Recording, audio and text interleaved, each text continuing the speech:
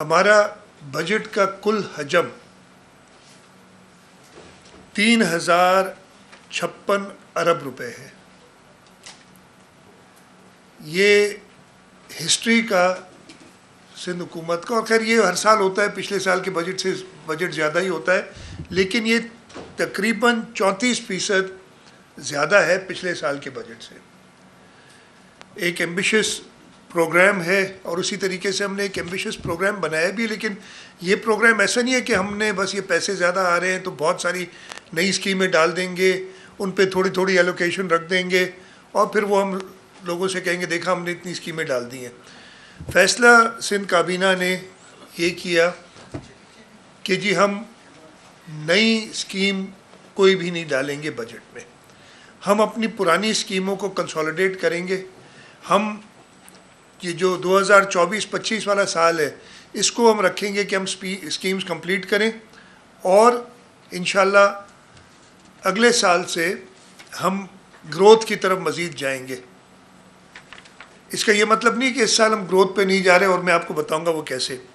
اب یہ 3056 ارب روپے میں سے 1912 ارب روپے کرنٹ ریونیو ایکسپینڈیچر کے ہیں، 184 ارب کرنٹ کیپٹل ایکسپینڈیچر کے ہیں. کرنٹ کیپٹل ایکسپینڈیچر کیا ہے؟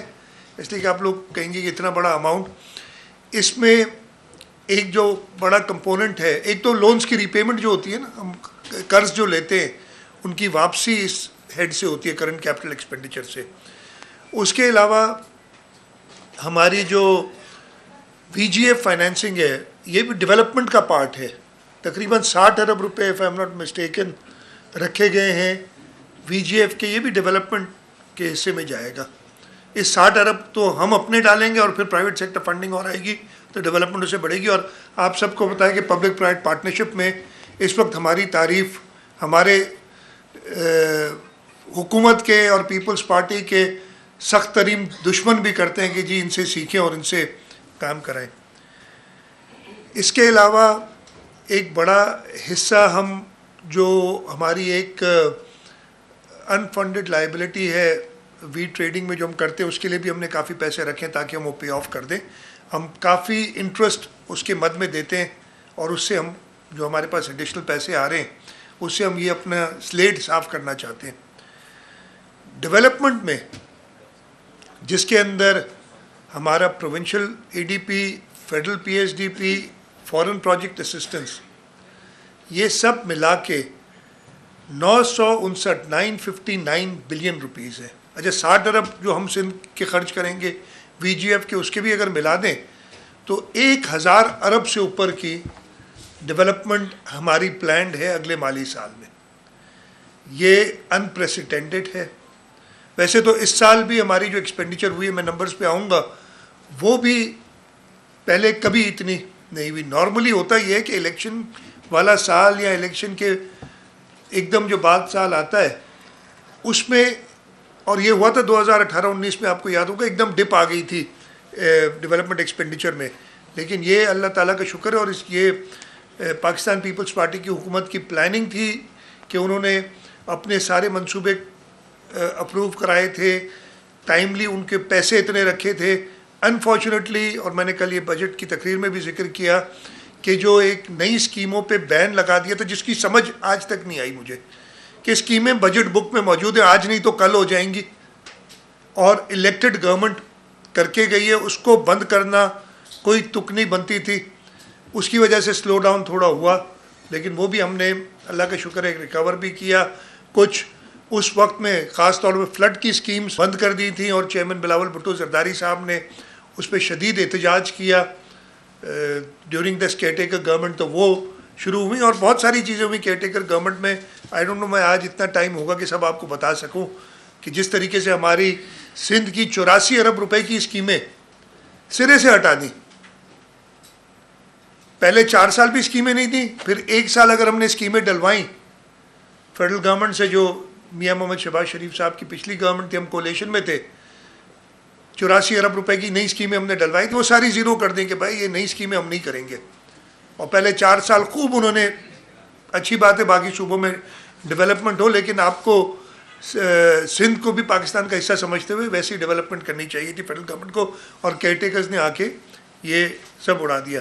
तो ये तकरीबन 30% से ऊपर सबकी एक्सपेंडिचर है। मैं आपको ये बता दूं कि बजट की जो करंट एक्सपेंडिचर हमारा है उसमें 63% सैलरीज में जाता है। सॉरी, करंट एक्सपेंडिचर 63% है हमारा कैपिटल सैलरीज और ऑपरेटिंग एक्सपेंसेस में। तो ये अगर आप सारे ऐड करें तो इन टर्म्स ऑफ डेवलपमेंट हमारा 40% के करीब खर्चा होना चाहिए। मैं एक नंबर ऐसे ही बता रहा हूँ, एग्जैक्ट इसकी कैलकुलेट नहीं की।